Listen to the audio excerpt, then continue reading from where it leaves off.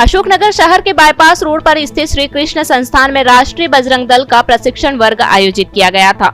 मध्य भारत प्रांत के इस प्रशिक्षण में बड़ी संख्या में कार्यकर्ता एवं पदाधिकारी शामिल हुए।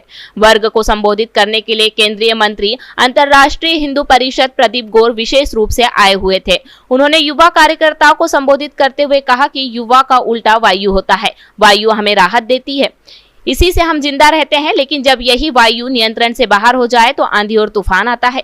इसी तरह युवा भी नियंत्रण में रहता है तो निर्माण होता है, और नियंत्रण से बाहर होता है तो बर्बाद कर देता है। देश में युवाओं की संख्या अधिक है, युवा ही देश का निर्माण करने वाले हैं। अगर वे नियंत्रण में रहेंगे तो देश और हिंदू समाज का निर्माण होगा, और अगर युवा नियंत्रण से बाहर हो जाएंगे तो देश और समाज का नुकसान होगा। वहीं राष्ट्रीय बजरंग दल के राष्ट्रीय महामंत्री रामजी तिवारी ने कार्यकर्ताओं को संबोधित करते हुए कहा कि अशोकनगर की धरा पर चंदेरी में जो जौहर हुआ है वह राजस्थान के चित्तौड़ के बाद सबसे बड़ा जौहर था। आक्रांताओं द्वारा आक्रमण की ऐसी घटनाएं फिर से ना हो सके, इसके लिए जिले के हिंदू समाज और युवाओं को संगठित होने की जरूरत है। प्रशिक्षण वर्ग में प्रांतीय महामंत्री अंतर्राष्ट्रीय हिंदू परिषद मूलचंद साध, प्रांत कोषाध्यक्ष सुरेंद्र सिंह ठाकुर, प्रांत महामंत्री अनिल अग्रवाल, विभाग अध्यक्ष मोहन नामदेव, अंतर्राष्ट्रीय हिंदू परिषद के अध्यक्ष संतोष रजक, राष्ट्रीय बजरंग दल के जिला अध्यक्ष राजेंद्र नामदेव, जिला संयोजक हिंदू हेल्पलाइन मनोज प्रजापति, नगर अध्यक्ष दुष्यंत परिहार, राहुल शर्मा, गिरीश कुशवाहा, तरुण रैकवार, शिवाकांत पटेल, सौरभ केवट उपस्थित थे। वायु क्या होती है? ये जब ऐसे ऐसे कर रहे हैं ना, ये वायु क्यों? वायु को ऐसे ऐसे करने से क्या हो रहा है? शरीर को, जो पसीने को राहत मिल रही है, ठंडक मिल रही है ना। वायु क्या होता है कि वायु से हम जिंदा रहते हैं। अभी कोरोना आया था, वायु की कमी के कारण, ऑक्सीजन की कमी के कारण लोग मर गए। तो वायु क्या होती है? जब नियंत्रित रहती है, नियंत्रण में रहती है, तो वो ठंडी ठंडी हवा चलती है तो शरीर को राहत देती है, जीवन देती है, आनंद देती है। लेकिन वो वायु अगर अनियंत्रित हो जाए, काबू से बाहर हो जाए, बेकाबू हो जाए तो क्या होगा? क्या होगा? तूफान आ जाएगा, आंधी आ जाएगी। हवा जब बहती है नियंत्रण से बाहर, और जब 50, 100, 150 किलोमीटर की रफ्तार से जब बहती है तो घर मकान तोड़ देती है, पेड़ गिरा देती है, खंबे गिरा देती है, तहस नहस कर देती है, बर्बाद कर देती है। उसी प्रकार से युवा भी होता है, नियंत्रण में रहता है तो निर्माण करता है, और नियंत्रण से बाहर होता है बर्बाद कर देता है। कोई खुद को बर्बाद करता है, परिवार को बर्बाद करता है, समाज को बर्बाद करता है, देश को बर्बाद करता है। इसलिए किसी भी देश के अंदर अगर कोई परिवर्तन अगर कर सकते हैं तो युवाओं के माध्यम से करते हैं, युवाओं के माध्यम से कर सकते हैं। किसी राष्ट्र के अंदर, समाज के अंदर परिवर्तन कोई लाता है तो युवा लाता है, लेकिन जब वह नियंत्रण में होता है और जब वह किसी एक निश्चित दिशा में चलता है तो वह निर्माण करता है। नहीं तो यह जवानी बर्बाद कर देती है, विध्वंस कर देती है, विनाश कर देती है, तहस नहस कर देती है। अगर इस देश का हिंदू युवा अगर बर्बाद हो जाएगा तो हिंदू बर्बाद हो जाएगा, देश बर्बाद हो जाएगा।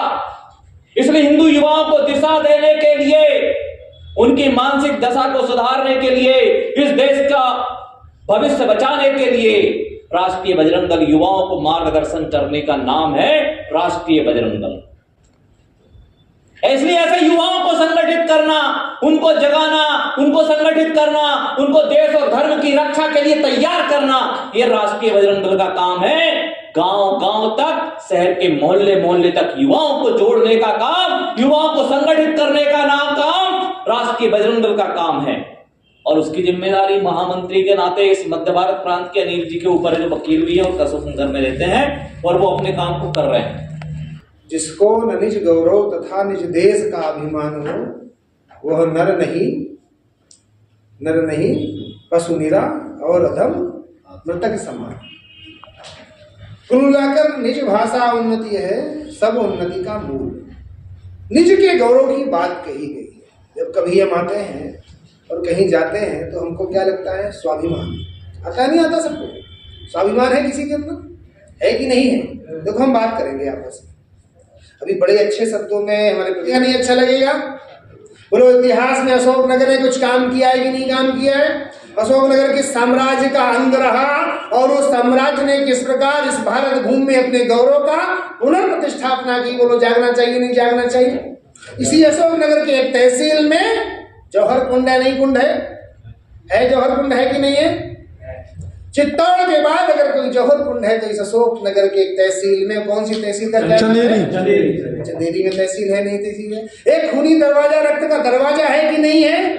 बोलो स्वाभिमान जागना चाहिए, नहीं जागना चाहिए? जब हमारा सम्मान, स्वाभिमान एक छोटे से पानी के गिलास में जाग जाता है और हमारे पुरखों का रक्त बहा है, हमारे लोगों का रक्त बहा है, हमारी माताओं बहनों ने जौहर किया है, प्राण दिया है, तो बोलो स्वाभिमान जागना चाहिए, नहीं जागना चाहिए?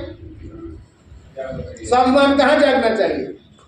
स्वाभिमान इस अशोक नगर की धरती पर हुए रक्तपात के लिए जागना चाहिए। स्वाभिमान इस बात पर जागना चाहिए कि हमारी इस तहसील चंदेरी में आज जौहर कुंड है, उसकी राख को मस्तक पर लगाकर हमको संकल्प लेना चाहिए कि हम इस सम्मान और स्वाभिमान को आगे लेकर जाएंगे। आगे कोई जौहर न हो, आगे कोई खूनी दरवाजा न बने। बोलो इसके लिए जागना चाहिए, नहीं जागना चाहिए? छोटे छोटे सम्मान और स्वाभिमान व्यक्ति के बड़े बड़े सम्मान और स्वाभिमान को बढ़ाने का काम करें, इसकी शिक्षा लेने का काम संगठन के द्वारा देश भर में किया जाता है। ये मानव का स्वभाव है, मनुष्य का स्वभाव है कि हमको हमारा अपमान तो याद रहता है, किसके साथ? पड़ोसी के साथ। मंच में बैठने के साथ, बैनर में फोटो लगाने के साथ, पदाधिकारी बनाने के साथ, लेकिन हमको हमारे उस हिंदू समाज का, हमारे गौरवशाली परंपरा प्राप्त पुरखों का जो यशगान हुआ था, जो बलिदान हुआ था, उसमें हम पीछे हो जाते हैं। बोलो संगठन का काम क्या है? ये प्रशिक्षण वर्ग क्यों लगाए गए? प्रशिक्षण का महत्व क्या है? बोलो स्कूटर चला लेते हो, किसके लिए करना है? हम संगठन का काम करने के लिए आए तो क्यों आए? किस लिए आए? हमारा लक्ष्य क्या है? हमारा उद्देश्य क्या है? यहाँ पदाधिकारी बनने के लिए आए? क्या मंच पर बैठकर माला फोटो खींचने के लिए आए? या विराट हिंदू समाज की सुरक्षा के लिए आए कि जिन्होंने जौहर कुंड में अपनी ज्वालाओं में स्वयं को भस्म किया था, उस रक्त के दरवाजे में अपना मस्तक कटा दिया, लेकिन धर्म नहीं छोड़ा? किसके लिए? संगठन क्यों करना? संगठन का काम खड़ा करके हमको क्या प्राप्त होगा? हमको क्या यश मिलेगा? हमारी क्या समृद्धि, स्वाभिमान, सम्मान जाग जाएगा? जब ये मान, जब ये विषय, जब ये बात आपके मन में, ध्यान में आ जाएगी, तब लगेगा कि हमको संगठन क्यों करना। हमें उत्सव मना लेना, महोत्सव मना लेना, यात्रा निकाल लेनी, सम्मेलन कर लेना एक माध्यम हो सकता है, एक पार्ट ऑफ संगठन का हो सकता है, लेकिन ये हमारा लक्ष्य नहीं है। लक्ष्य क्या है? समृद्ध हिंदू। क्या लक्ष्य है? मानयुक्त हो। देश में रहने वाला, वो कश्मीर में रहने वाला हिंदू होगा, वो केरल में और मेघालय में, मणिपुर में रहने वाला हिंदू होगा। मणिपुर में अगर हिंदू मारा जाएगा तो हमारे मन में आग लगेगी। अब सुदूर बांग्लादेश और पाकिस्तान में भी अगर हिंदू मारा जाएगा तो हमारे मन में आग लगेगी। तो हिंदू समृद्धि, हिंदू सुरक्षा और हिंदू सम्मान के लिए हम ये काम करने के लिए निकले हैं। व्यक्तिगत समृद्धि, सुरक्षा, सम्मान का हमारे मन में, हमारे ध्यान में और हमारे पुस्तकों में, हमारी पाठ्यक्रम में भी कोई स्थान नहीं है। इसलिए प्रशिक्षण के माध्यम से हम देश भर में युवाओं को बता रहे कि संगठन का काम खड़ा क्यों करना है। 1400 साल पहले इस धरती पर कोई मुसलमान नहीं था। 1400 साल पहले, कौन सा हिजरी चल रहा है? महाभारत काल से भी इस अशोक नगर का इतिहास जुड़ा है कि नहीं जुड़ा है? कभी चेद वंश का शासन यहाँ पर होता था, नहीं होता था? कभी भगवान कृष्ण के बुआ के लड़के शिशुपाल का शासन यहाँ पर था, नहीं था? तो बोला हमारा इतिहास पुराना है कि मोहम्मद का इतिहास पुराना है?